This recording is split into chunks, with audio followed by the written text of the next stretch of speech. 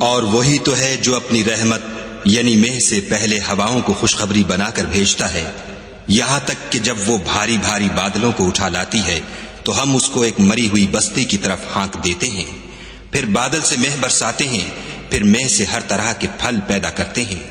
اسی طرح ہم مردوں کو زمین سے زندہ کر کے باہر نکالیں گے۔ یہ آیات اس لیے بیان کی جاتی ہیں تاکہ تم نصیحت پکڑو۔ جو زمین پاکیزہ ہے اس میں سے سبزہ بھی پروردگار کے حکم سے نفیس ہی نکلتا ہے، اور جو خراب ہے اس میں جو کچھ نکلتا ہے ناقص ہوتا ہے۔ اسی طرح ہم آیتوں کو شکر گزار لوگوں کے لیے پھیر پھیر کر بیان کرتے ہیں۔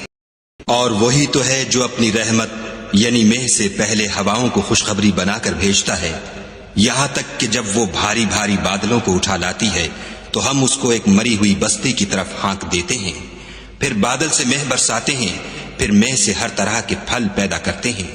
اسی طرح ہم مردوں کو زمین سے زندہ کر کے باہر نکالیں گے۔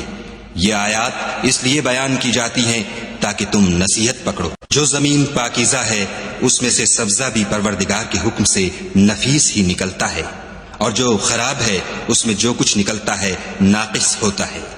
اسی طرح ہم آیتوں کو شکر گزار لوگوں کے لیے پھیر پھیر کر بیان کرتے ہیں۔